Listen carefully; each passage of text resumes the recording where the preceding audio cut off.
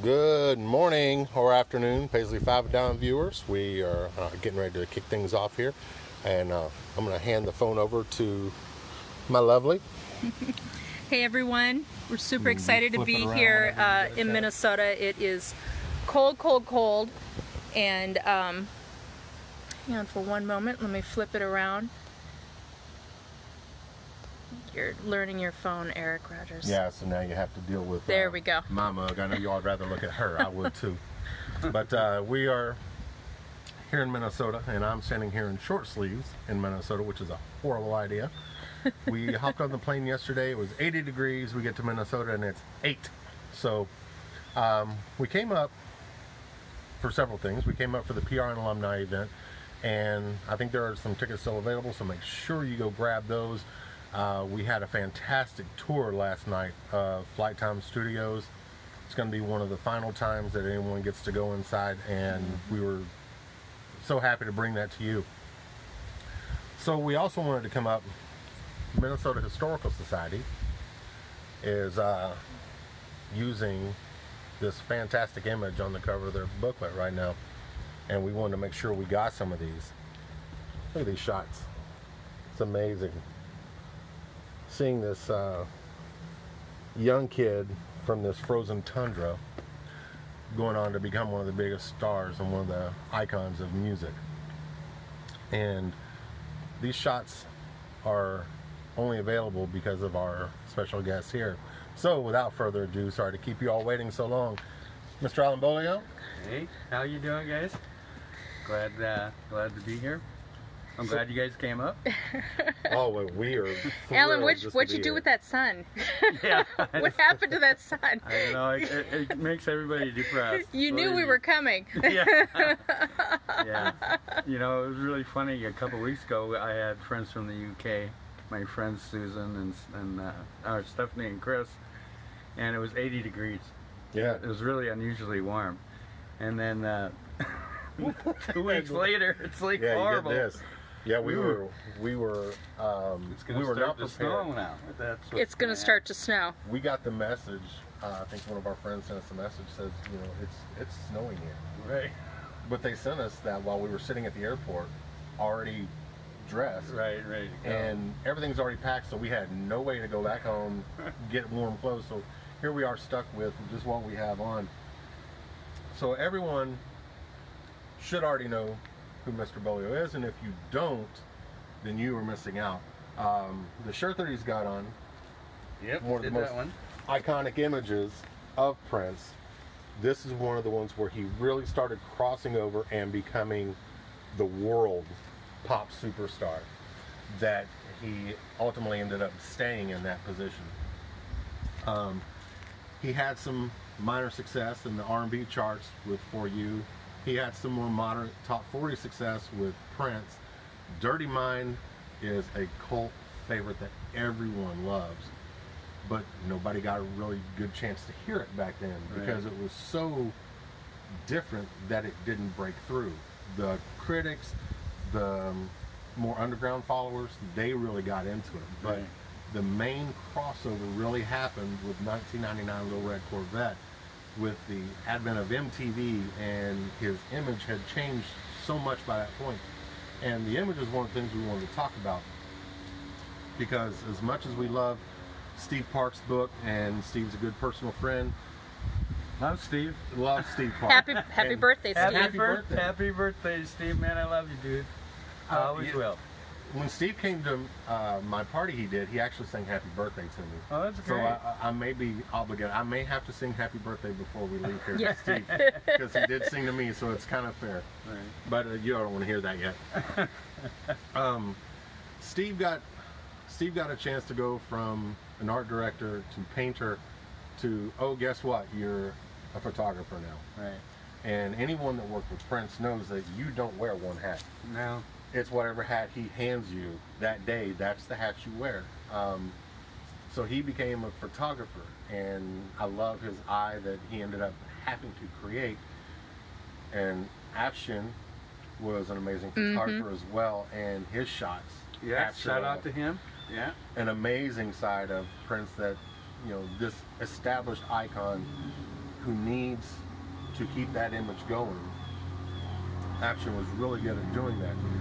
But one of the things that Alan and I have discussed a couple times, and what I want everyone to realize, that when Alan came in, there was no image to uphold. There was a kid who played everything, who needed an image, and somebody had to have the eye to create that image and the ever transitioning image. Right. Because it didn't just stay. I mean, he was a annual chameleon. Every year it went into something totally different, and the look did not look like the previous year at all. So you came in, your first photo shoot was this star photo. That was the first photograph I ever did of Prince, and how I got to get introduced to Prince is in the book, and I'll share that with you now. You are getting a sneak peek at this fantastic book.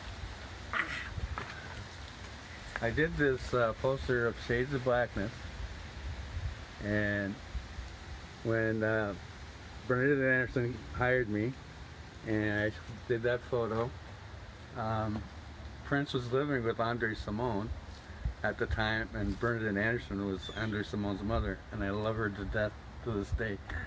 And he said, he went up to her and said, "Who shot that? I want the number," and called me the next day. So this image ended up going on like the Teen Beat magazines. And and right actually it was the promotional one for the, just Prince with a heart on it. Mm-hmm. With the what I should call the kind of like the blue-green album cover with just the headshot. Yep. But it didn't, you know, that headshot didn't have any of the sexuality in it. It didn't have any of his personality into it. Mm-hmm. And he was explaining to his girlfriend, Kim, at the time, you know, that how much was that was just art. You know, I go, just give me the chance. And then, yeah, when I did Dirty Mind album cover, you know, I went out and got, I went to like a steel refurbishing shop where actually people were bringing in Coke cans and everything like that to recycle, and I saw this bed immediately with just the springs on it. Mm-hmm. And said, "This is perfect for Prince. This is going to be perfect," because it made it kind of a design, and it worked out perfect. It's an iconic shot. Yeah. So. And some of the outtakes are in the book. Yeah. So then we started that way, and then. And he would just call me up and come into my studio, and we'd do some test shots about his look and his image, and so he was always like looking for that, you know. But by the time we really got to me to actually do the album cover, it was the last thing on his mind because his music was so important. I just want everybody to know that his music was so important. He worked on it, reworked on it, and then, you know, he'd call me up and go, "Well, I need the album tomorrow." I go, "Well, I'll try." You know, and he'd explain over the phone what he'd want, and then that's how we communicated. It wasn't like he, you know, invited me over and we had a cup of coffee or something. He just said, "I want to be shot on newspaper, or I want to be shot on a bed, or I want to be shot." The 1999 stuff was with the neon. He goes, "Al, go see Blade Runner." Well, back then there wasn't any internet, there wasn't any cell phones, so I just went to the VHS shop, like Blockbuster or whatever they were called, and tried to see Blade Runner, but it wasn't out yet. So it wasn't in the movie theaters, it wasn't in the VHS stores yet. So I had to just ask friends that saw it. I go, "What did it look like?" And they said, "A lot of neon smoke." Yeah. So that's where that came from. And so I didn't even ask him if he liked it or not. I mean, I just started shooting some Polaroids, and he would look at it. He goes, "Yeah, this is great. This is exactly what I wanted." So who knew? And I was just guessing. Well, your guessing paid off. I mean, your guessing is amazing. I mean, that was the eye. Right. I remember when you did the panel at Paisley this last year, which we loved. We were so thrilled when it was announced that you were going to be there. And I remember when you talked about how you shot before digital. You Right. shot before touch-up. Before no Photoshop. there was no Photoshop, and so that's to me something that makes your images such a standout. They're so authentic in that they are they're just authentic. Like you can just feel you can feel the depth of what's in the image there, Right. and it makes them very intimate. Yeah, It makes them very I had a friend intimate. over last night who was an art director, and you know, she said she's really good at Photoshop, and I said I'm really bad at it. So I can still concentrate on being a photographer, even if I shoot today. You know, I need the photograph to be as good as I can make it. Yeah. Lighting wise, and depth, and thinking, and f-stops, and shutter speeds. You know, it's not like I just take a picture and then hope for the best. Well, when you exactly when you think about the images in the book, Right. is there an image in there that speaks to what you were just describing? That like you really Well, that may not even necessarily be as known, but that's just a it's kind of like, you know, this one right here. yeah. So yeah, I wish that was the cover of Dirty Mind, but because that's more again the sensuality and everything. Mm-hmm. And Yeah. He kind of got the little snarling look going on too. right, He's, right. Old But you know, he school. chose what Yep. he wanted, so You're right, Lee. that's fine. And but that's the way I still shoot today. Is like there is going to be no photoshopping. You know, I mean, because I didn't grow up that way. Right. You know, digital makes it easier. I mean, it's faster. You can see things right away. And I've been working with digital since 2000, and now it's 2018. I just got a new Sony ARF 7 III Mark III, 42.7 megapixel mirrorless camera. I haven't used it yet, but when I do, I'll let you know. What was your most spontaneous shoot with him? Well, the most spontaneous shoot was probably the graffiti bridge shot. Because I kept talking about this graffiti bridge, which I live by. It was a girlfriend of mine. We lived by a golf course, and then there was this bridge, which I call a graffiti bridge because it had all this graffiti all over. Right. And it was just a small bridge that a train would go over once in a while, or maybe A never. trestle. A trestle, yeah. We got we'd always say go down. Living over north, we'd say, let's go meet down at the trestle. Right, Yeah, you know right. what I'm talking about. You know, Yeah. And so he got so fascinated about me talking about this graffiti bridge. He goes, okay, I'll go in the van with you. Finally, I'll go shoot it. And I got Prince sitting next to me in my own van right here. This I'm van. with It was in A- this van? Yeah. A van. Yep. Yep. And believe it or not, he's sitting right next to me. Icon of the whole world, and we drive up to Graffiti Bridge, and then he stands there, but I needed to get him a little higher to get with the graffiti, and then he wrote Prince on the bridge, and then he was standing on one of my camera cases, and I shot him, and I only got to do like a roll and a half because he was getting so much of a crowd, like everyone that stopped just stop and stare at us, and call him names and stuff. I don't know if it was names or whatever, but it was just Prince this, Prince that, Prince. And he goes, we got to get out of here. I'm not comfortable anymore. I go, okay. So I took him back home, and that was it. But that's probably the most spontaneous. Finally got tired of me talking about Graffiti Bridge. And then isn't it fascinating that he made a movie Exactly. and called it Graffiti Bridge? And I go, where's my money? Exactly. You were like, I was the inspiration Yes, for Graffiti I'm the Bridge. inspiration. Actually, Yeah. that's was something the for one. you and Ingrid to talk about when you Yeah. see her this weekend. Yeah, that's it. So if that was the most spontaneous, then what was your most challenging shoot with Well, him? then I'd say the neon. I mean, The neon. to find out how neon worked, I needed transformers, and this guy had to teach me, how to set them all up. I didn't know if my studio could take that much electricity and that much power. Because each one of those, I had, I think, about 6 total. I had the heart, actually 2 hearts, and the big long neon, and then a couple others. And then each of those needed a transformer, needed to be plugged in. And I didn't know if my studio could handle the power on top of my lighting equipment. You know, Right. Oh, yeah. you know, of my strobes, and then we had smoke machines, and on top of all that, and it was just, you know, but it made it through. So that was the most planned, set up. I hope it works. Cross my heart. You know, it's like, please work. Hang on, Snoopy. So, in that photo shoot, that's one of the art pieces that Steve and I had put together as one of the art pieces for the Paisley Five and Down.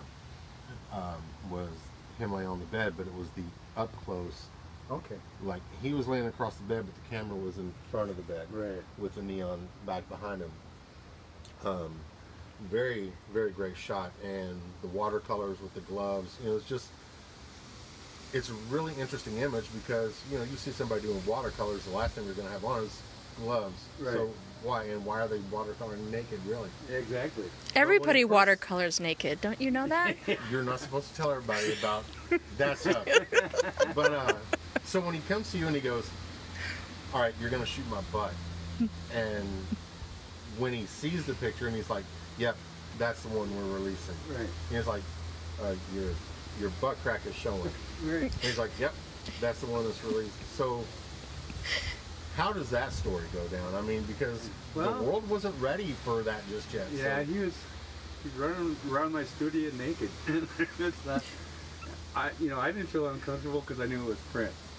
But I have another companion story to that. It has nothing to do with Prince, but I shot Ozzy Osbourne for Rolling Stone. And I shot him in Loring Park, if you're from Minneapolis. You guys know where that I is. love Loring Park.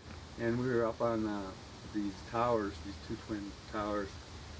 And I got up there because I wanted to show the IDS tower, and there was a swimming pool. And it was summer, so it wasn't like the weather you're experiencing now. Not like now. Yeah, not like now. And he's like, I go, Ozzy, I'm going to do one more roll. And he gets absolutely naked. Oh. And I'm shooting Ozzy Osbourne naked, and these people from across the way are looking and staring at us and calling me gay and everything. I go, it's Ozzy Osbourne, dudes. It's okay, it's Ozzy. Yeah, it's okay. It's not art him, this it's way. Ozzy. I mean, you know, so I guess that's the way I felt about Prince. It's art, you know. I mean, Yeah. The human body's art in itself, and yeah, I think that's the way he felt, and so that's the way you got to take it. Absolutely. It's just, I'm gonna need a break here because I'm getting cold. Yeah. We gotta grab it. We gotta grab a coat. Yeah, I'm cold. So, So, go grab. now you can help me up. Thank you. Yeah, take a quick break. We're gonna let and, Alan grab a coat. We're not kidding about the cold here. Oh yeah, it's better, and we can move inside if we need to. We can go over that one little corner if we need to. But so guys, since we got a moment here, any questions or anything? Has anybody been asking questions that maybe we could Let's try take a to look cover? here. And whenever we get Alan back here, we can ask him. Here, let's do this. Hang on for 1 second. Y'all, we're standing outside. Alan just ran inside for a second. Hang on for 1 minute. Let me just flip that. Let's flip it.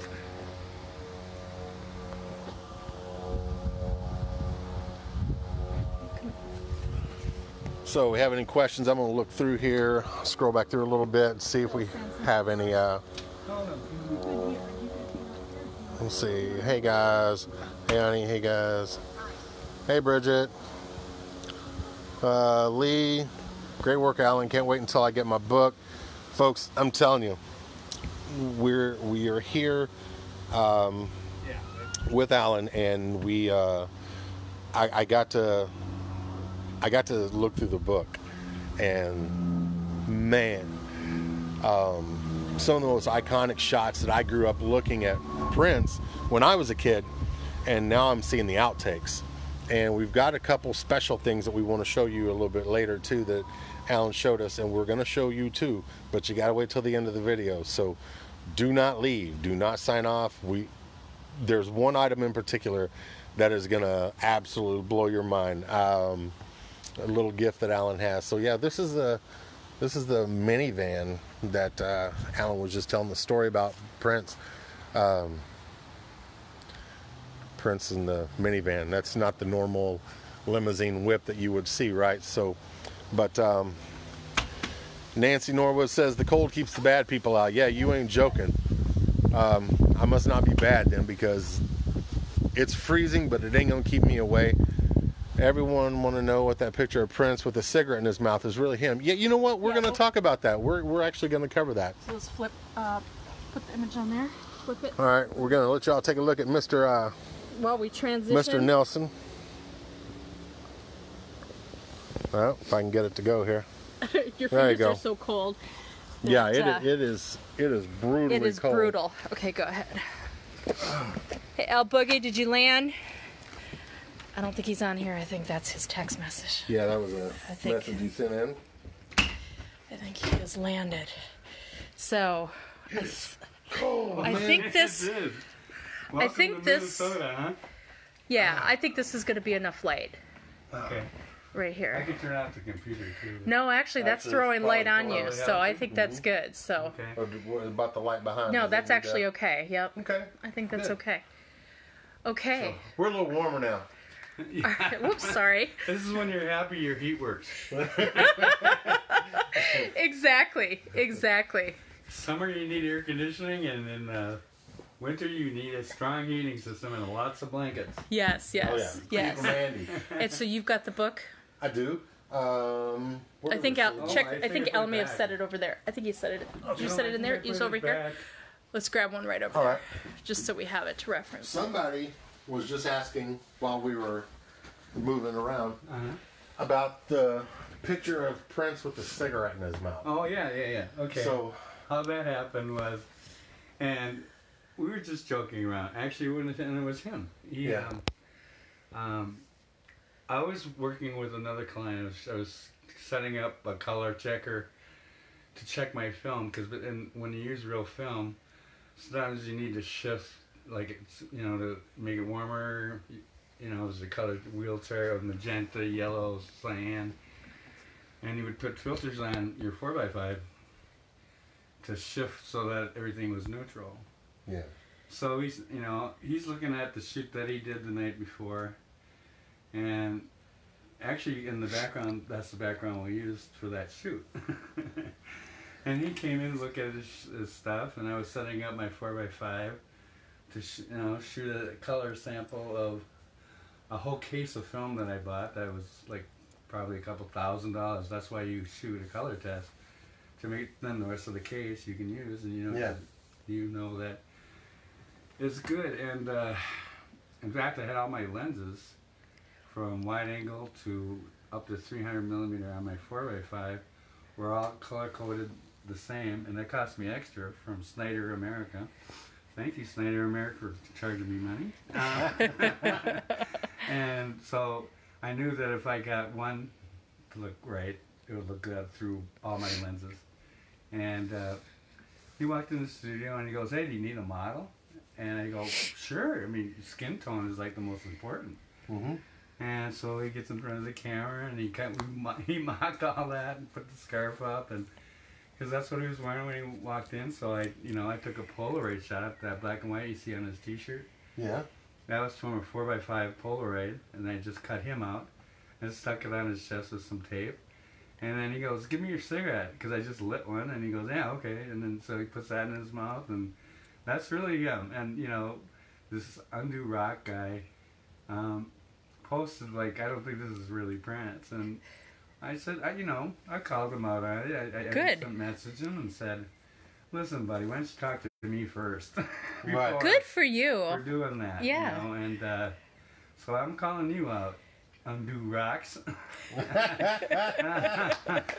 See, I got, when I was looking at the photo, his eyebrows seemed a little thicker in that shot than in some of the other shots. So, and I had to do a double take because usually, I think you could tell by the eyes, though. yeah, and the eyes is usually what gives it away. And a lot of the shots, Prince always kind of looked up, so there was always whites under the pupil, and in that one there wasn't. So. Right. It almost kind of makes it feel like it wasn't him, and then the cigarette makes everybody just go, they lose their mind. I right? know. And, It's like you had a crack pipe or something. right. Well, back then the cigarette was fun, but now cigarettes are like, I know. that's the way everybody kind of views that stuff. But what they're not thinking about. I still smoke to this day, believe it or not. They go to. If I give up, I'd probably die or something. I don't know. I smoke for a long time. I drink beer. I smoke. I do everything bad. And you're still alive. I'm still alive. Knock on wood. That is awesome. So what people seem to forget though is like in the 1999 video, right? Jill smoking. Right. Mm-hmm. In the Let's Pretend We're Married video, Lisa is smoking. Yeah. No, Right. automatic. Was it automatic? Yeah. Automatic. Yeah, so it's the automatic video. Lisa's smoking right beside him. Right. On the bed as they're like strapping him down and doing the little S&M scene. I got that's in the book. I got it in the book. And so did you do the shot where Lisa and Prince are sitting on the front of the 1999 stage and they're like going over some direction for the video, Yeah, I guess, and yeah. she's got a cigarette right there in her hand. Yeah, she does. Is that your shot as well? Yeah. So, you know, another fantastic shot. But And Jamie Starr. Mm-hmm. You know, I mean, yeah, He the actually studio shot. you know, he actually wanted me to be Jamie Starr. And I'm going, you're going to try to make a Native American Indian into some kind of pimp? I go, that's not going to happen, but he tried curling my hair. Yeah. So he actually had a iron, curling iron. He actually burnt me. He didn't mean to like hurt me or anything. But he actually burnt my head, and I go, Prince, this isn't going to work anyway, you know, and then, ow, you know. You do realize that Kim Berry can tell you some stories about him trying to go after his own hair, which she had to say, oh, Lord, yeah. Yeah. She came in, he cut his own hair, and then he looked at her, and he's like, fix it. She's Right. like... Like leaving kids alone with scissors. Yeah. Right. But, No, it was just a funny shot. I mean, it wasn't prepared. It wasn't, you know, he goes, you need a model? And I go, sure, that'd be great. And then he did that, and I, you know. It was But that's what makes it so rich. Yeah, I was going to actually keep that out of the book because that was between us, and that was, that's our friendship and trust that he had in me. Yeah. Yeah. You know, that, you know. You know, this won't get out to anybody, and I never showed anybody. And if like any magazine called me, you know, like all those promo magazines they had back then, because they don't have now. Like, what was the big one? Right On. Right Yeah, on. it was Yep. Right On. Right On. Teen Beat, Tiger Beat. Tiger Beat. You know, anybody call it like that, I'd say no. You know, here's what I have. Yeah. But nobody would get that Yeah. photo. But I thought it was appropriate for the book because I'm bearing my whole soul. And Exactly. And to the love of Prince, to know that he was a human guy too, you know, that. Well, and in that vein, you know, you're talking about sharing that image with the world is a representation of it is you bearing your soul, and that is what artists do. Right. Every time they share their work, they're sharing a part of their soul, and I talk with people about that all the time, and that's why supporting artists through their art. Through recognizing it, but also adopting it, purchasing it, bringing it into your world. That's a recognition and demonstration of it. But so for you as an artist, what does this book mean to you? Oh, it's everything. I've been wanting to get this book out even before Prince passed away. And then, you know, I should make a movie of the the drama that happened right after Prince passed away. There should be a movie. My Phone Didn't Stop Ringing, Rolling Stone, Time Magazine, People Magazine, all these publications wanting shots of Prince as, you know, because they knew how big it was, the story it was, and you know, I was the only one that had copyright.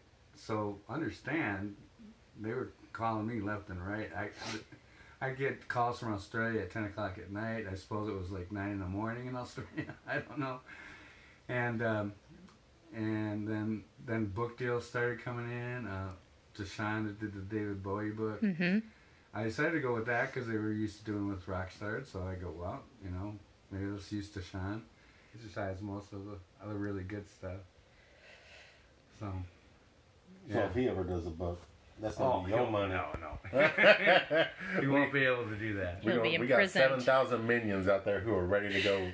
Right. Witnesses him, so to yeah. that. No, that's terrible. Well, that's so the response has obviously been fierce Yes. to you with the transition and everything that's come on, and so can you talk a little bit about the process of the creation of the book? Well, actually, I got give a lot of credit to Josh Leventhal was my editor. Mm-hmm. He put this whole thing together. I didn't. I mean, I gave him the film, and Josh is a great editor. He did a wonderful job. And if you notice the cover, and I know you probably won't be able to pick it up in this light, but if you do tilt it, the stars do twinkle. That's wonderful. So I don't know how they did that, but that's great. So they did like an emboss on it. Yeah, they put a boss on it. So Yeah. Yeah. And so he's the one who he did actually do all the editing and, Wow. and layout, and was done by, I'd have to look it up because these guys deserve all the props in the world. They did a great layout. Like, I really like how they used the spray paint to do the numbers. Isn't that cool? That is very cool. And they did it through the whole book? And then they used the bandana. Oh, yeah. And spray paint. And that's so how their attention to detail Their attention to detail is unbelievable. And there's some great shots in here I didn't even remember. I remember taking this at his birthday. That Polaroid there of him in whiteface. So that was a Polaroid shot. Yeah. That was an SX70. I don't know if anybody remembers what those cameras back then, but yeah, they were Polaroids. So he's got his little beautifying mask on. It's a cake. It's a piano cake. I love it. I don't think we ever ate that. Okay, that room looks like a room in an apartment I had in Uptown. That's right. No, this was at your house, wasn't it? Yeah. He actually rented a place. It was across from Menards. If you're in Minneapolis, yeah, you know where that is. And so it's, I think that's 94, and then he rented out a little warehouse to have the party at. That's awesome. And one time he brought in, like, I think it was a tiger or something. A wild animal, anyway. And I got scared. Whoa. You didn't photograph it? Those aren't no, I didn't. I was too scared to photograph that. I do have my limits. Let me look here real quick. There's some. Let's just share with you some of what people have been. We've got a lot of people here. Alan, they're so thrilled. Everybody here is throwing up love bubbles and great. Just thank you. Let's see here. So. See, yeah, the spray paint. Bridget. Yeah, this is Hi, Alan, and I'll be getting your book on Monday. Story about the spray paint. Oh, okay. On her bedroom wall. Right.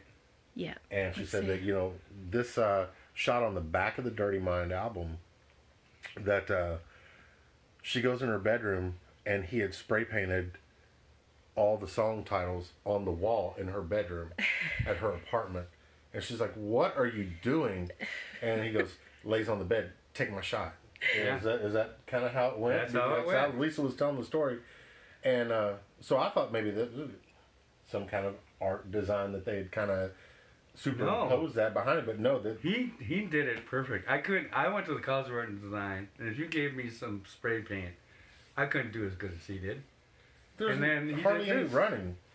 Now, that was just on the wall, and he did it before the band arrived. Right. Correct? So he knew exactly where everybody was going to be at. Show the image. Exactly where, And so, yeah, the cover for Dirty Mind, which everyone's majorly familiar with, the mattress without the cover on it that Alan picked up from a recycling place, had his own eyes, saw that, picks it up, says that's going to be great for Prince, and yeah, wasn't it? This shot was the inner record sleeve, and Prince spray painted the wall before the band arrived. It was about 30 minutes or so? Yeah, it was about 30 minutes. And just, he knew where everybody was going to stand, about the spacing that they were going to take up, and there's no runs. No. How do you get spray paint not to run? I can't figure that out. I can't do it. Prince was a master at it. And then he does this on Lisa's apartment on her bedroom wall, and then just hops down and says, "Take my picture." So whoever owns that apartment now, whoever painted over that is regretful. Right, yeah. That wall should have been... But actually, it's Kim's house. Or Kim, his girlfriend's apartment. Not Lisa. The girlfriend at the time. So, yeah, that was at Kim's... Was Kim and Lisa, like, had an apartment they shared or something? Or cause... Not that I recall. But So Lisa was talking about walking into the room and seeing the spray seeing painting that on the bedroom wall and going, "What have you done? You know, I've got a deposit." No, they got evicted from that, and but Prince paid for it. Prince paid for a new place for them. So boys and girls, they if got you want to get evicted because of the. Here's how spray paint "Dirty Mind" on your wall of your apartment, and you too can be evicted. Yes. Well, I'm sure whoever did that is regretful now that they painted over that wall. Oh my gosh! No, but I couldn't have done any better. That's fantastic. But you know, that's how much he was into his music. He knew exactly what order they were going to be in, what side they were going to be on, and everything else. He knew. You know? And so you were there while he's in there spray painting this on the bedroom wall. Yeah. Yeah. And did you notice my wife's shirt? Yeah, Uptown. So, it's that. Yeah. It's the exact. It's the Uptown. Oh, okay. So what he was spray painting on that bedroom wall that day is now on her shirt years later in your living room. Unbelievable. Gotta find this one for you, Alan. Yeah. Yeah. So no, that was a great time in my life to shoot Prince, and everybody wanted to be me back then. I mean, I was shooting Prince. I was working for Minneapolis St. Paul magazine. I was doing their covers and doing all their fashion spreads. I was working for Donaldson's doing their fashion, and okay, that's you well, said if you said fashion, then you shot Vicky. Yeah, I Vicky was a model. Vicky, who married Bobby Z. Yep. Vicky's the most gorgeous girl in the world. Yes, she is. Yes, she is. And she is super gorgeous. And I think she started modeling when she was 16. I first met her, and she was gorgeous then, and she's still gorgeous to this she day. is. And, you said Donaldson's, so I know you're old school Minnesota. Oh, yeah. Yeah, just like me, just like me. Yeah. I'm left out. Yeah, no. that's okay. And, you know, Dayton Scott snuck in there a couple times. Yep. And, you know, but you know who never hired me and who was a big thing here is Target. See, that's shocking. Yeah, isn't that shocking? That is really I shocking. saw that art director like 5 or 6 times we shot fashion. Well, and I'm sure your phone's going to be burning up pretty soon again because they're going to say we missed out on that. Since we were talking about it. Okay, so we were just talking about the photo that started circulating earlier this week with Prince and the cigarette in his mouth with the bandana, and we were just discussing that, and there are not just that one shot, there are several shots in the book. So you get a sneak peek if you want to go through and with show some Alan. of those. Yeah, these are awesome. So candid. Okay, that's cool. With the thumb. Yeah. I hadn't seen that. Yeah. And then you're right. I love with the Polaroid. Yeah. No, that's the final one. The one I love the most. The thumb? I cut off the Polaroid. Or the Polaroid, I cut yes. off the Polaroid, stuck it on his shirt. Honey Green's asking, what is the funniest moment on a photo shoot with him? Good question. When I first saw him naked when we were doing the 1999 shoot, I just lost all of our viewers because the girls just passed out. So he literally was just running through the set naked. Yeah. And you were like, this is nothing. Was Ozzy before or after that? Ozzy was actually after that. After that. So then you were completely... So when Ozzy stripped, you're like, look, I've seen Prince naked, so, you know, you don't have anything. Naked. Unbelievable. That's awesome. Uh-oh.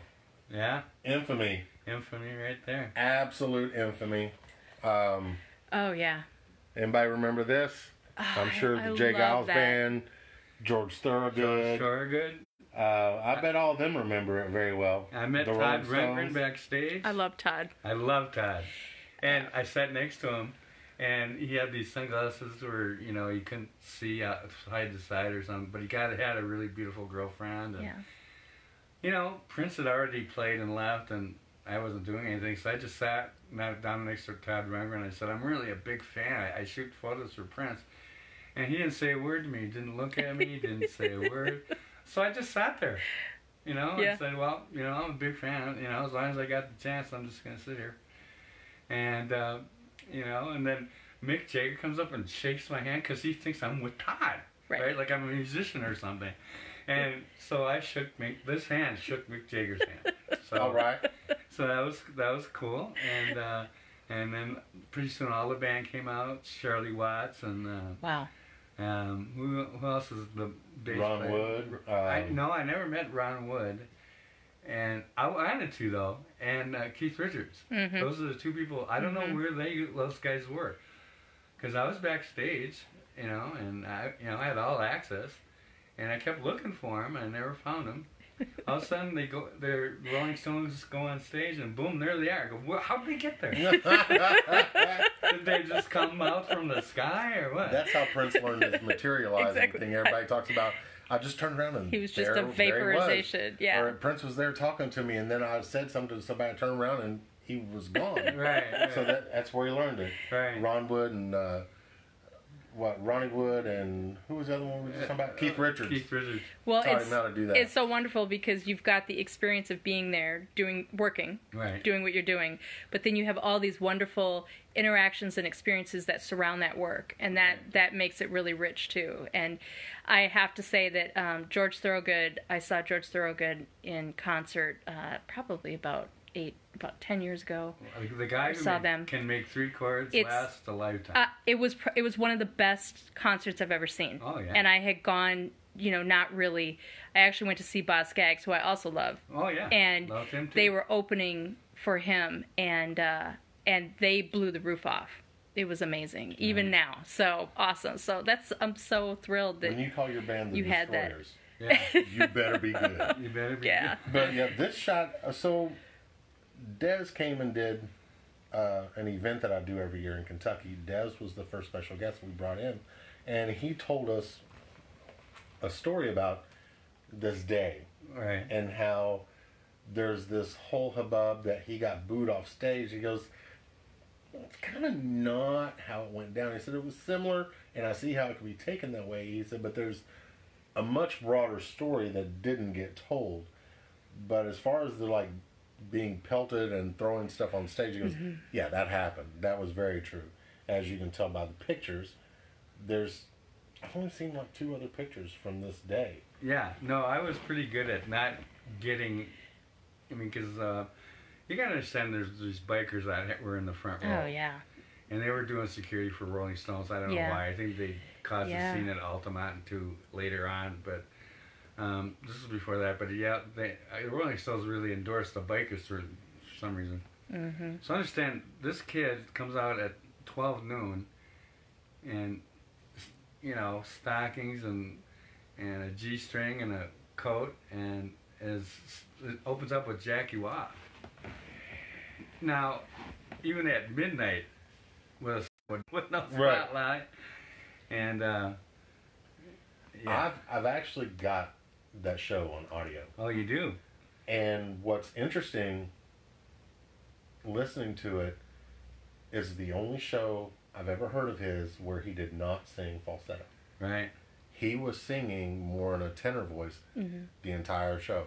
Even songs that on the record were falsetto, he was not doing falsetto live, and I think it was because he was playing to the Rolling Stones and George Thorogood's Jay Giles Band audience. Right. Right. That really wasn't the audience for him, so he knew who he was playing to. Even at a young age, this kid had enough wherewithal to know that I'm still going out here dressed this way, and I'm still wearing my high heels, but I'm not gonna do this. But this is good for anybody, everybody has setbacks. Even Prince, he had to have a setback to even go further. And go, I'll show you. Yeah. Yeah. And come back harder and stronger. Yeah. And, so that's true for everybody, So don't let anybody get you down. Absolutely. I love that you share that. You can always turn it around. Yep. No matter what anybody says to you or does to you.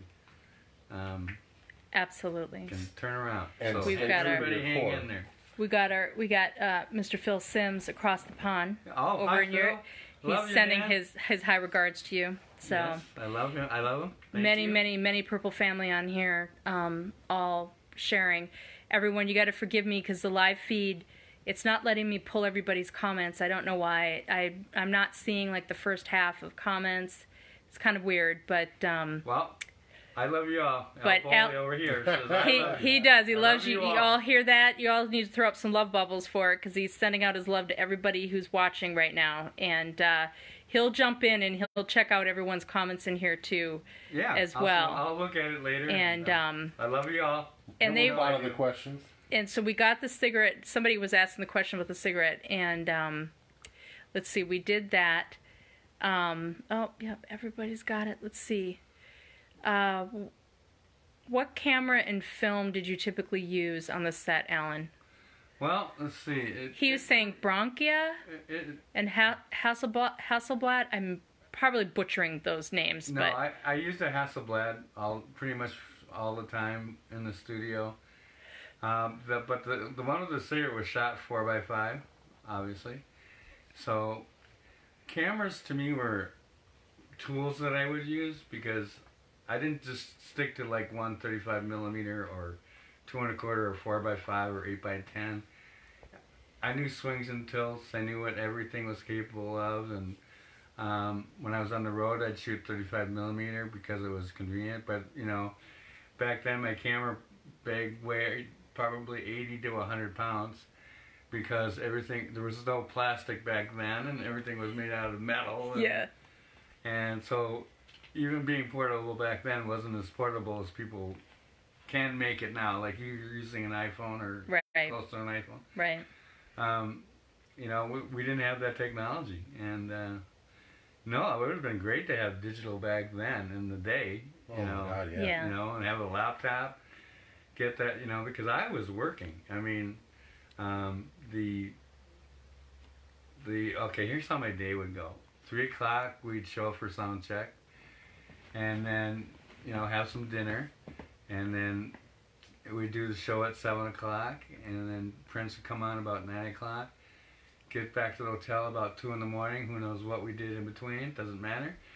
And then I'd have to wake up I'd have to set the alarm, and I'd have to use the yellow pages. That's right, ladies and gentlemen, the yellow pages, which don't exist anymore. I had to find a new process film in that city. And hopefully they had a restaurant so I could get some breakfast while I was waiting for my film to get processed, because Prince wanted to see it at noon the next day. Wow. So that was the start of Prince's day, is noon, at looking at my photos and, you know, taking a magnifying glass to them and looking at all my stuff, and start all over again. 3 o'clock, sound check, and click, click, click, and then show, click, and...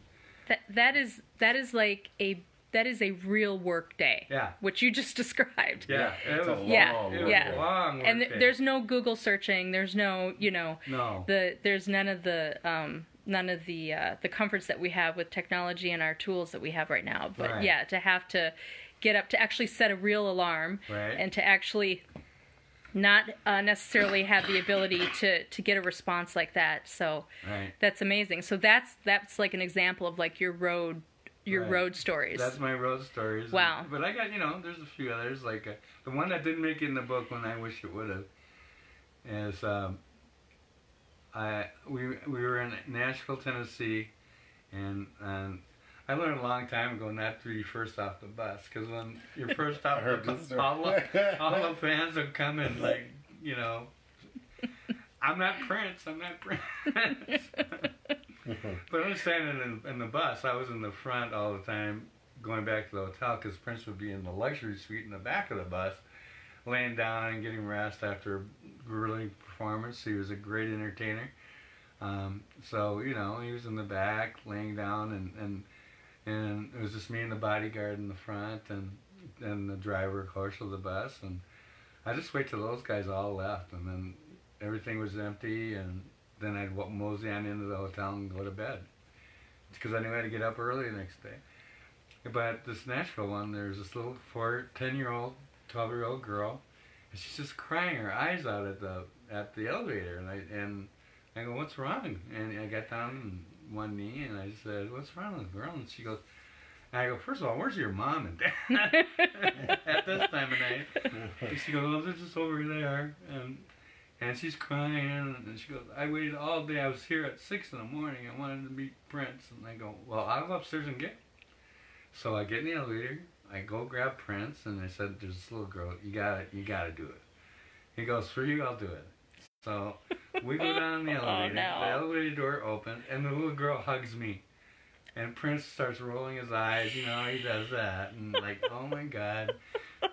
And so he presses the floor to go back up. And he looks at me and goes, don't do that to me again. I said, I won't. And I never did either. I never did. Never happened again. I never asked him to meet somebody or asked him to autograph anything for anybody ever again. It's because it failed so terrible the first time. Well, you knew going in, okay, Prince called me, you know what you're signing up for. Right. You know that you're going over because this person is a prodigy on all the instruments. And were you already living in the area? Yeah. So you already knew the hubbub that was already circulating. Exactly. My brother told me about, we were at this nightclub in St. Louis Park, Minnesota, and they're downstairs at a disco and they were playing Soft and Wet. And my brother said to me, you know, that guy's from here. And his name's Prince. You should get to know him. I mean, I go, well, how am I supposed to get to know him? You know? And then I did that poster like 2 weeks later, and a month later, he's calling me up. Wow. So, who knew? You know? So you didn't need to go meet him. He needed to meet you. Exactly. So he came to you.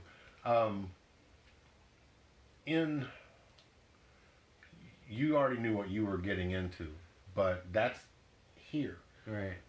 When did you start feeling, when you went on the road with him and you were taking this film to be developed, and most of the time they would just develop it, here you go, here's your film, here's this much money. Right.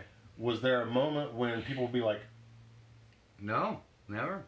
This is Prince, and where did you get these pictures? And No, that's never happened. It's amazing, isn't it? Yeah, I mean, it seems like two at some different point, worlds, photography and Prince. yeah, I guess it was just out of context. They didn't. Yeah, they just, in the morning, and this was filmed from the night before. They didn't put that together. That Prince was in They didn't get it. They didn't get it. They were. I mean, I think people that process films are. And sorry, I don't mean to offend anybody. I think they're kind of on the nerdy side. They're not. People who work in labs. They're people that kind work of nerdy. in the dark and work in labs and I like to keep. I thought you did that. Okay. He's a nerd. I'll set that up on me. Nerd. He's a lab nerd, but he's also a purple nerd. Yeah. So, Which is a compliment. She I'm loves teasing doing that to it. me.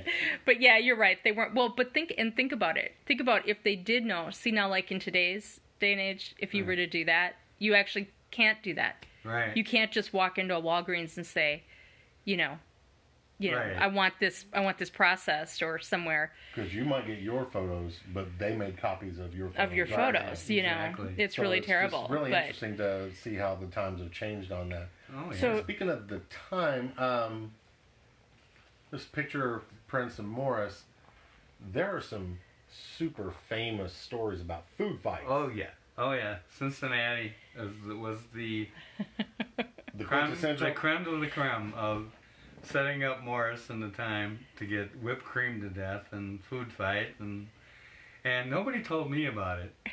And Des is, I think, the one that kind of, Prince and Des, I think they teamed up to surprise these guys.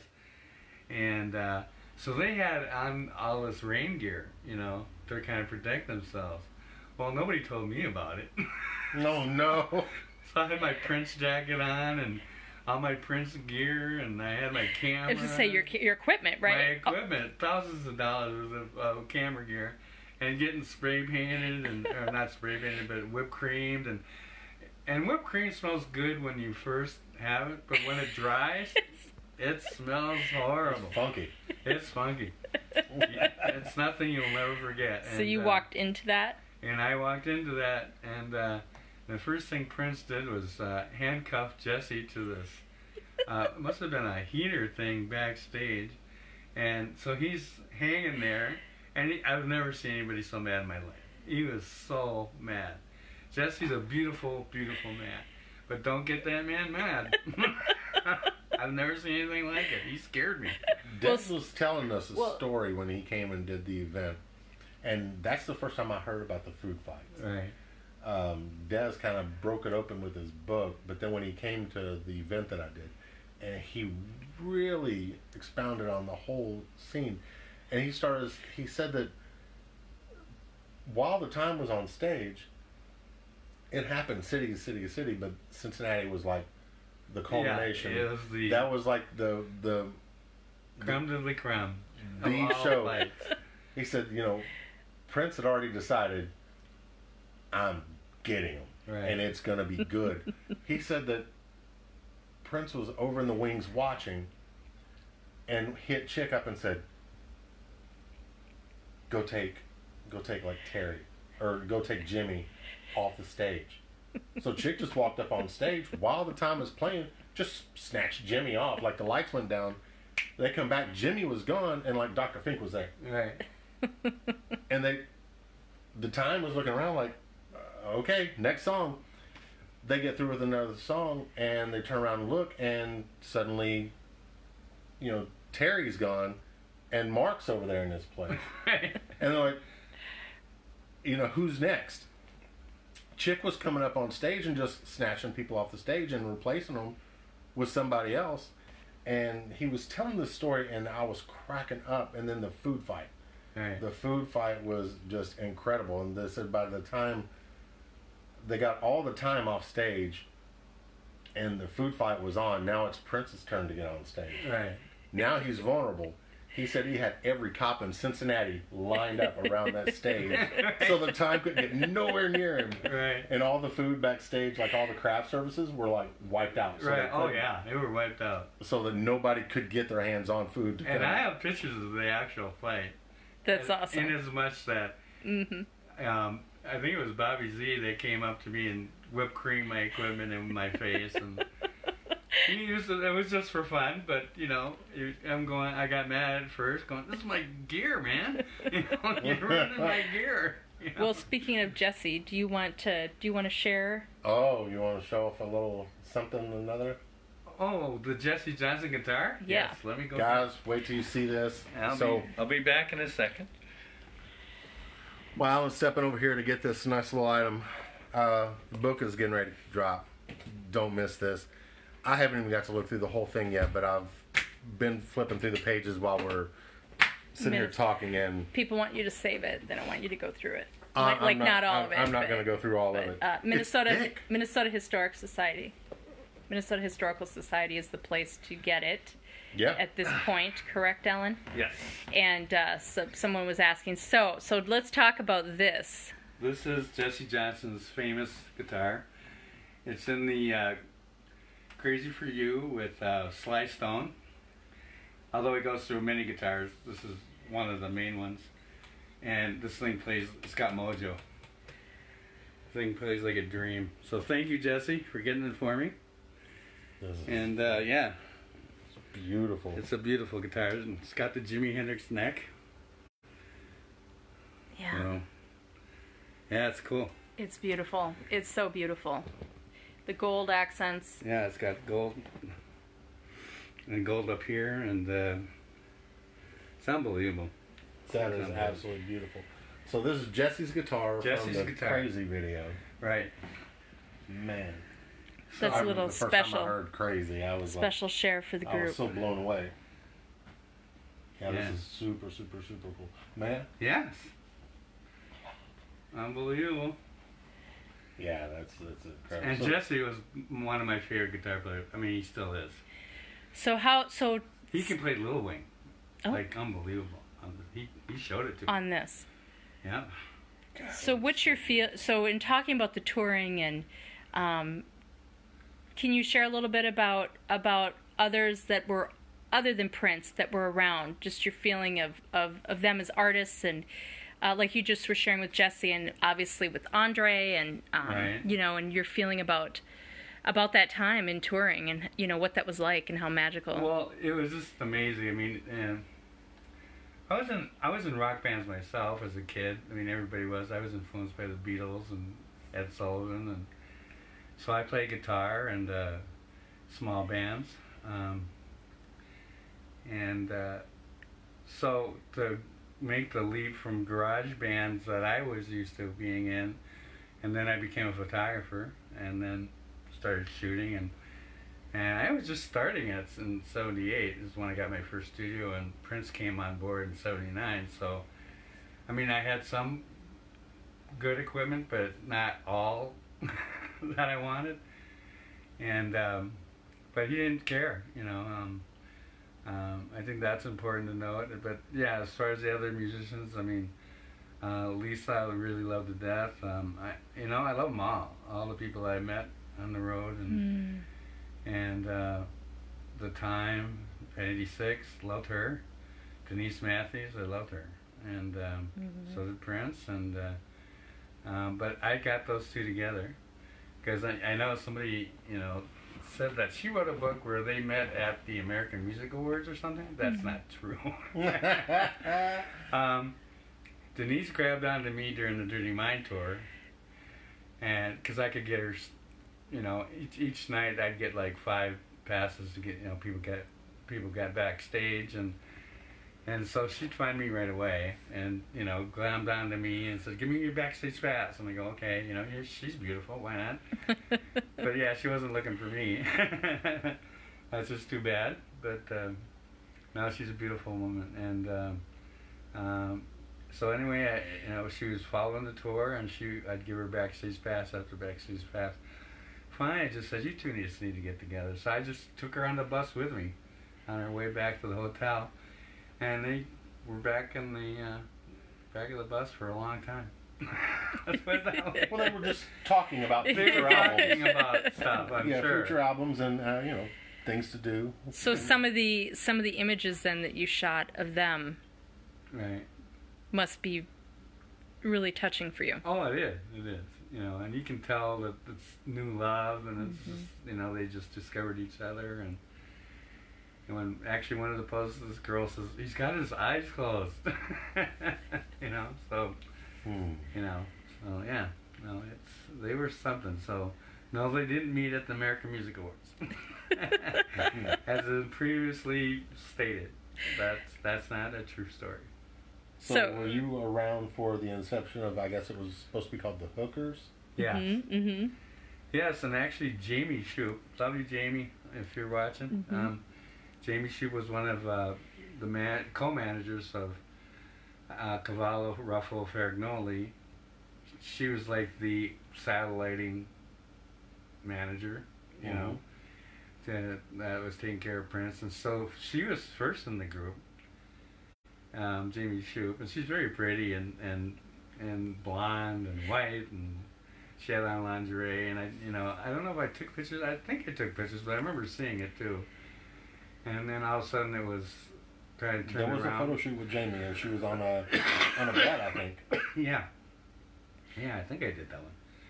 And well, I know I did. And then it's kind of changed around. Then the Brenda Bennett, who Leroy Bennett was the either lights or sound or he was lighting, and he was a really nice guy, and his wife was a wardrobe mistress, and so they both were on the road.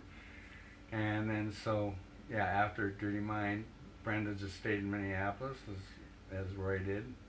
I didn't even know he was Leroy. I would have made fun of him for that. Hey, Leroy. I would have been singing Leroy Brown all the time. Yeah. I just knew him as Roy. So I didn't. And when lately it's been Leroy. I go, Leroy. I don't know who you're talking about. Leroy Bennett. No, he was a cool guy and a really amazing lighting guy.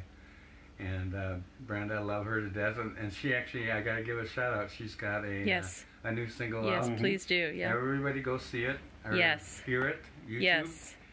Brenda Bennett. She's a great singer. Yes, she is. She is. I think she's about to. She releasing an album. Yes. Yes, so I think I saw. Everybody go back her up. She needs it. She deserves it. Yes, she does. She's gone through changes and gone through it all, and like everybody else, we all need a second shot. Absolutely. Well, that's the wonderful thing about the people that we have on this group is they're not here for the gossip. They're not here for all the interactions like that. The people that we have watching right now, these are the ones who will go purchase the books, the CDs. They are the supporters. they're the ones that make sure that this entire train keeps rolling.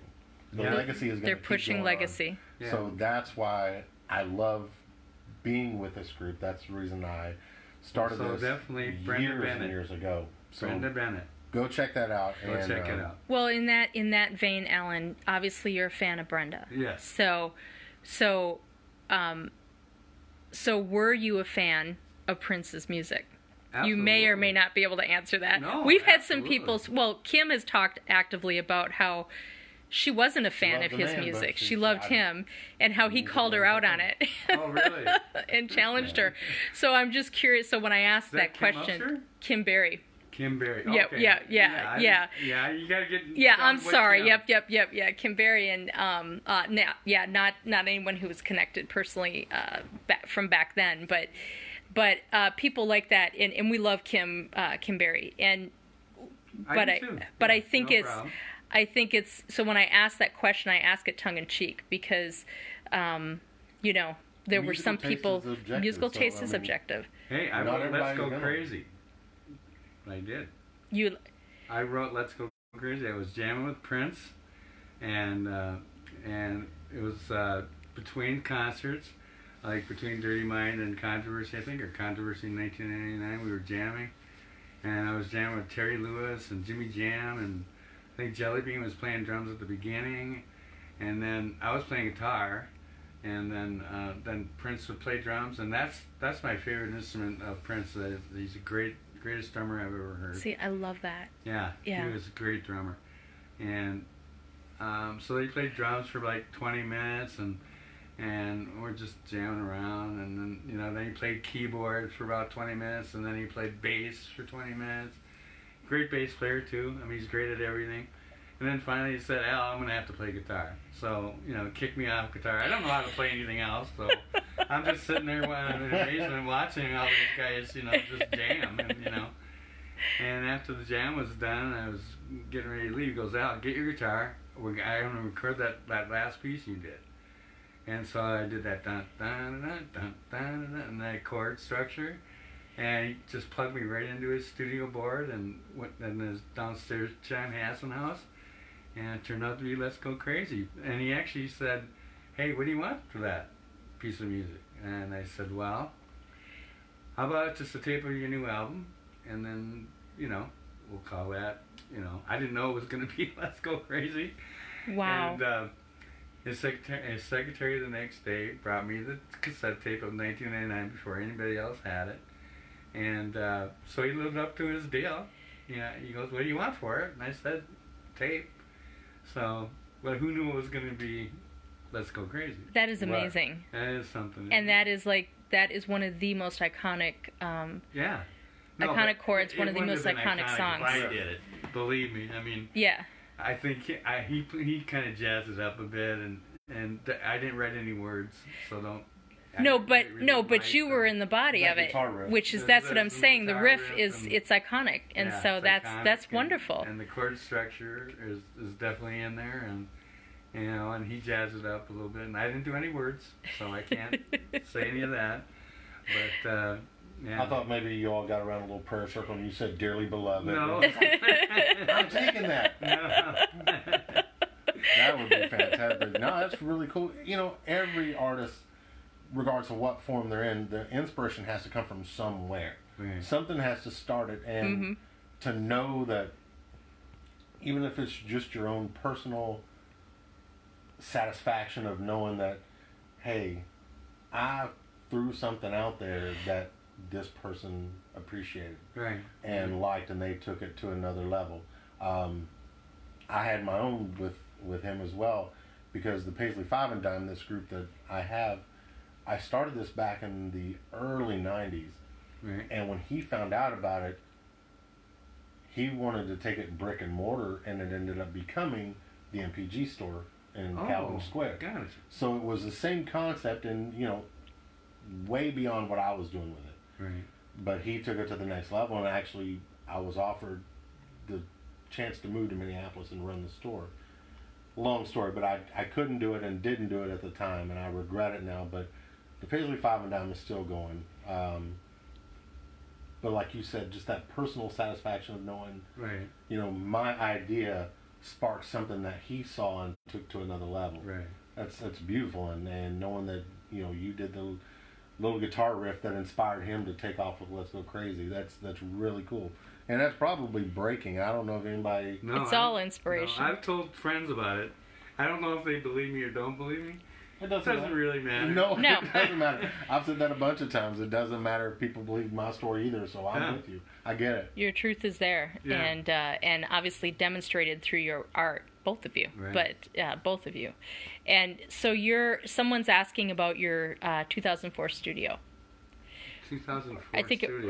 or your studio that you had. Someone, Mei-Ling, saying she saw you in your studio in 2004. She did. And she was wondering about, you know, if you still have the studio or what happened No, to the I don't studio, have a or you studio. I'm transitioned. retired. Okay, you've retired. So that's what happened. Is you said I'm retiring. So Yeah. good for you. So Well, digital kind of came along, and everybody had iPhones. Kim Kardashian was taking pictures of her selfies, and photography wasn't. There was kind of a lull there, and I just went, okay. You know, it's just hard to keep pounding the pavement over and over with, you know, and trying to get up for it. And then, you know, my mother got sick, I had to take care of her. My brother got sick, I had to take care of him. So you take time off, you lose clients, you had clients, and then you didn't. And then in the end, I was doing a lot of band stuff because of my reputation with Rolling Stone and Prince. And finally I just said, you know what, it's time just to pack it in. And so I got a whole studio down in my basement. So, but if there's any cooks or robbers out there, you don't know where this is. nope, no, they don't. No, we made sure we've covered everything. Covered everything. And No even one on the knows way where here- we are. They know we're in Minnesota, but there's a lot of houses in Minnesota. And Yeah, it's good cold. luck. You don't want to be running around in the dark in the Yeah, cold no, Minnesota. The cold Trying keeps to, the bad yeah. people away, so we're not worried about them. Yeah. Absolutely. So, no, I got a whole studio in this house. I'm living in my mother's house where she passed away, and you know, honored to do it. And Yes. got a dollhouse and the Elmo chair for the little baby. I'm a grandpa. So that is super That's proud. Papa Beaulieu. So are you photographing your granddaughter? Not as much as grandma is. Everybody else has got the Yeah. they're like real time iPhone. Jen is going crazy, and Yeah. but now she recognizes that what the phone is. Yes. So she won't pose. She'll be like having fun and smiling and everything, and then Jenny will put up the phone and I'm not doing nothing. Yep. She knows that the phone's a camera. Yeah. That is It's amazing, hilarious. isn't it? So they can, like, she loves my computer over here. I mean, she's always like moving the mouse because it lights up. It's got that red. Yes. Oh yeah. Oh, she loves playing with that. She can go on for days just doing that. And then I'll get back on my computer and there'll be some change. Like, oh, I didn't even know it could do that. You know what I mean? So the baby figures out things. Well, they make computers adult-proof now. Babies know how to swipe before Yeah, they ever say yeah. a word. Which is sad. Yeah, she's always pressing for buttons, you know, for see if it lights up anything, and it's amazing how they learn these days. I mean, growing up as a kid, you know, she'll play with that cardboard box more than she'll play with the, Yep. you know, $100 dollhouse. You're right. She'll take a $10 Nike shoebox and play with that for hours. Right. Throw the shoes aside. Throw Give the me the shoes box. aside. She just throws stuff in there, Mhm. takes it out, rearranges everything, puts it back in. It's always put it back in, put it out. Put it back in, put it out. Yep. Oh, It's that's. that lasts for like hours of entertainment. I mean, I guess I'd be mesmerized by that too, but How does your family feel about what's happening? well, I don't have much family left, unfortunately. Mm-hmm. You know, my dad passed away when he was 39. That's very young. That's very young. And that's when I was 16. And then my mother just passed away in 2007, my brother, and a year later. And so, yeah. A lot of not transition. much left. And I don't have a lot of friends left. My best friends, you know, one stole from me, so, you know, you hate that. That's Hate not to see that. yeah. Hey, the sun. The sun has Oh. come out now. I've heard about Oh it. my God, I've heard about it. Yeah. I saw it yesterday when I was home in Kentucky, but I don't see it much here in Minnesota. No, I can't believe it's So out. what are you? when I ask about family, I'm thinking about your granddaughter and you know, and your partner, and you know, what are you going to tell her? She's going to come up into the realization of who you are and what this is. And I'm thinking about kind of the conversation we had with Tony about his son. And when his son, it wasn't until his son was a young teenager, realized who he was. Right. And like kind of discovered this. Well, I'm and just sure that whole feeling. She'll discover this. And hopefully she'll remember me. Right now she's 18 months. I don't remember being 18 months years old. I remember being 4, I think, the earliest memory I got. That's about me too. I can remember 4. I think 4. So I want to live until she's 4. And then maybe she can remember me. And then, because I love her to death. Her and Jan's are 2 of my favorite people in the whole world. I can see it. And I love them to death. And she's running things here, so. Oh yeah. Yeah, let's make the whole room is baby stuff, so yeah. You know, we're not only sitting here with somebody that we admire, with Alan, but we're also here to do a story about his time with Prince. And we come over to his house, and Prince has a spot in the floor over there. But the kid is running things. Let me tell you, I'm looking at the kid is running things. Yeah. The kid's got the toys. As they should. Prince has his section. The kid has a section. Right. So Papa Beaulieu, he's doing it right. Kid's going to take precedence, and family is everything. Well, you have a deep 7,000 family members right here. Good. So just so you know that. I need your support. Believe me. Absolutely. We all need love. You got us all. And I need a lot, because that's the kind of guy I am. Yeah. Well, and it's such an amazing time period in what you're going through, and we feel so honored to be able to be there supporting it and to share it with you like this. I'm scared and happy at the same time. I don't know how, I'm not used to being in the spotlight. I'm used to being behind the camera, and I don't know. We'll see what happens. I mean, I told Jen and myself that we're human. Yeah. Are we going to make mistakes with this book? Yes. You know, it's bound to happen. We're going to upset somebody. We don't mean to. It's by happenstance or just by indirect or whatever. And, so we're just humans. We're not perfect either. But we wish everybody the best. We love everybody. Yeah. That's the most important part. Yeah. If you enjoy the book, great. If you don't enjoy the book, fine.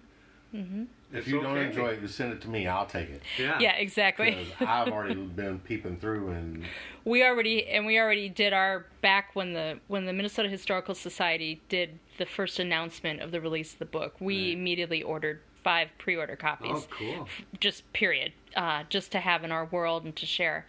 And and I'll be signing a book later for you guys. Yeah. Oh, thank you. So that you guys can give away. And I'll sign it right in front of you if you want. You know what? So you can actually watch. Let's do that. You want to grab that? We're gonna want to grab the marker? And let's do the print. Let's talk Alan about the print. has agreed to do a book giveaway for one of our lucky viewers here on the Paisley 5 and Dime. So what he's going to do, he's going to autograph it. I'm going to autograph it right in front of you. So here it is. It's right on the first page. There's a big old purple Beaulieu right across there. Right, and it's going to go all my best.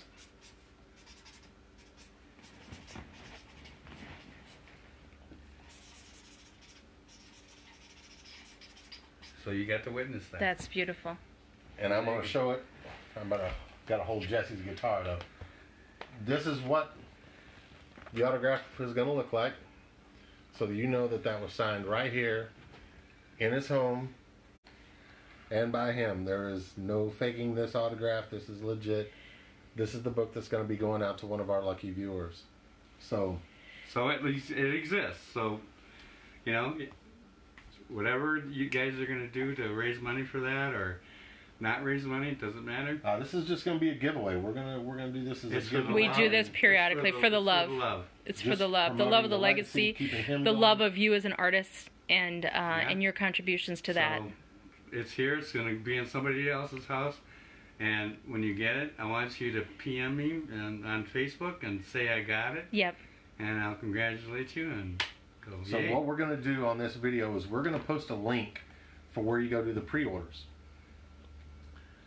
We're going to put that at the end of this video. First thing to get this book, the first thing you got to do is copy that link, share it on your page, share the link on where to pre-order the book. So we're going to go through and see who all shares that link, and we're going to pick the winners from that. So make sure that you are sharing the links and where everybody else in the world can go to pre-order this book. So we'll have a post. Actually, we'll do it in the way to track it the best is we'll create a separate post with an image of the book Paisley 5 and dime. with the Paisley 5 and dime that has the link to the Minnesota Historical Society for the pre-orders. The book drops November. Actually, October 15th. October A 15th. couple days. Oh, wonderful. Oh, I got copies already. fantastic. As you see. Fantastic. So we're going to post that, and it's in that thread where people will explain it, and then that's where we'll make the We're drawing. having the book launch November 1st. There. Hopefully, all you guys can make it. If not, we're going to try and do a live thing if you guys are going to be there. Wonderful. Maybe we could use you guys to host that. Wonderful. And so stay tuned, everybody, on this channel. That November 1st at 7 p.m. Des Dickerson's going to come up. I think you guys are going to be here. I think so. I don't know. Try to. Yes. Try I don't know any definites yet, but I'm definitely going to try to be out there. Yes. And so maybe they could do a live thing for us and be part of that. Curtis A is going to play. Jim Walsh, who did the forward, is going to kind of be the main mic guy. The MC guy. The Yeah. MC guy. And Des is going to teach me how to be a celebrity because I don't know how to be one. You are beautiful exactly the way you are. You keep doing you. Okay. Exactly. Yeah, just Exactly. Be you. There was one of my favorite comedians. He said, "Be you," because everyone else is already taken. Right, Yes. right. Yes. So if you're out there trying to emulate someone else, you're already at a loss because Right. they beat you to it. Right. Yeah. So just be you. Yeah, And, absolutely. This guy didn't follow anyone. No, he didn't. Who was wearing suspenders with nothing else? Yeah. Nobody. Nobody. So yeah, don't follow people. Like Alan said, family first, be you, and don't forget the really important things in life. Exactly, and like I said, never give up. You know, I mean, there's going to be times you're down, but you get back up. Absolutely. Sun's always going to shine. It's going to shine again. I asked you where it was, and there she came through. out right for us. She came exactly. out, right, Exactly. right. And I haven't seen it in 3 days, so I was really depressed. Now I'm happy. So I'm gonna go randomly to the back here. I'm not gonna show anybody else. Okay. But did you shoot the August 3rd, '83 show at First Avenue? Yes. So you were there for that, and so there's a shot from it. Yeah. Ironically enough. Yeah. And that was shot from the DJ booth, Right. which I was just there. Now I'm looking and I see this. This is First Avenue as well? No, this is the Music Awards. Oh, the Minnesota Music Awards. Yeah, Minnesota Music Awards. That was the '86 one, yeah. Yeah. That's fantastic. I'm not going to show you guys. We'll have this little internal. Right. So let's give a shout out before we wrap up to the peer and alumni event that's coming up Yes. at the Capri Theater. Yes, tomorrow. No, day after. Saturday. Saturday. And you'll be there. From 1:30 till 3:30. Okay. I'll be signing posters. Fantastic. I don't charge anything for my autograph. I know some people do. I do it for love. That's it. Just come right in and I'll sign anything. Albums I did or I won't sign anything Steve Park did. You're gonna have to go. Yeah, find Steve exactly. Park. Yeah, make sure. I love Steve Park. Make sure you get your images right. Yeah. Which are Steve and because some people there's a line and they Yeah. get confused and it's okay. But yeah, make sure you're bringing in Alan's images. But yeah, bring your album covers in and what a wonderful addition to your collection and to enhance that piece. Definitely a framed piece. And he will also have posters there available and the panel discussions for peer and alumni at the Capri in North Minneapolis are Saturday, Right. all during the day. All during And then November 1st is the launch party. Right. But October 15th is when the book gets sent out. It's sent out, and it's the Minnesota Historical Society, which we're gonna post the link for. And where's my little? It's right over there behind you. Let's just show that.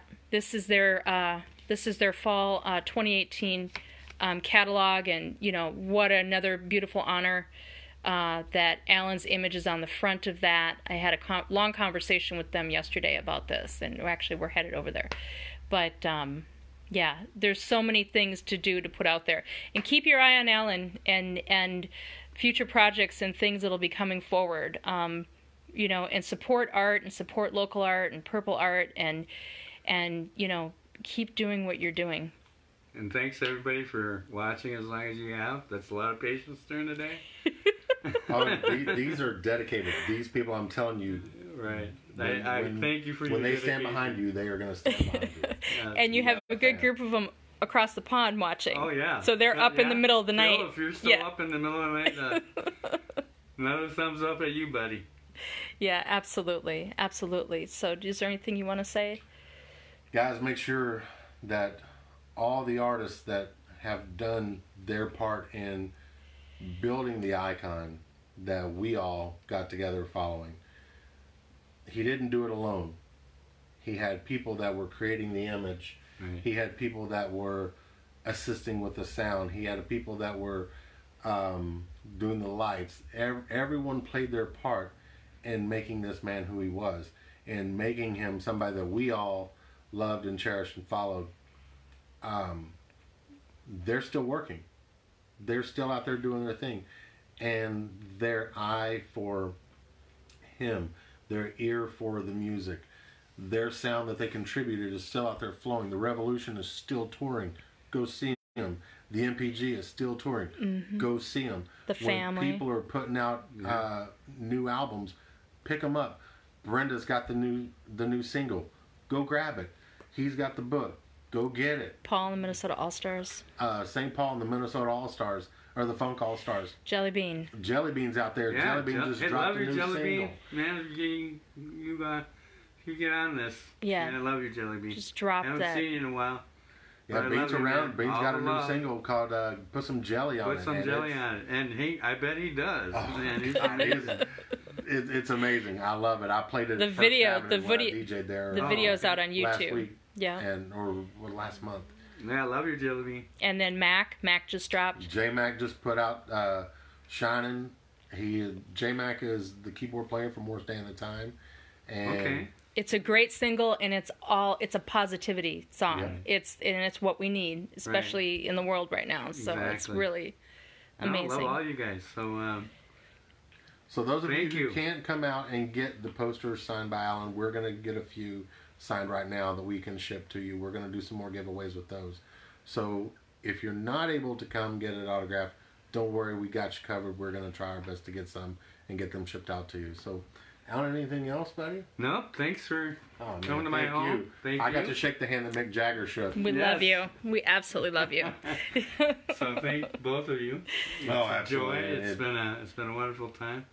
I hope I can just keep up. I'm getting older now, and the schedule seems to be getting tighter and tighter, and doing interviews and doing radio and. We appreciate you fitting us in. Oh, absolutely, without a doubt. No, all my love to you guys too. I love you guys. Absolutely. All right, it's All right. absolutely So that's the reciprocated. end. We love you, And, Mick Julian. all right, Guys. bye guys. Thanks so much for joining us yet again. So last night we were at Flight Time Studios. Today we got to come into the home of Alan Beaulieu and hear some fantastic stories, hear some of the personal insights from the man himself, and I've got to sit here and hold Jesse's guitar for a while. So it's a dream come true for a kid that grew up in Kentucky, loving everything about the Minnesota music and the image that this guy put off. And now I get to sit and have a conversation in the home with a guy who helped create that image. It's huge for me. So I wanted to share it with you. Hopefully you're sitting in your area of the world right now, and it's just as special for you too. That's why we're here. That's why we're going to keep doing this. So in the meantime, guys, take care of yourself, love for one another.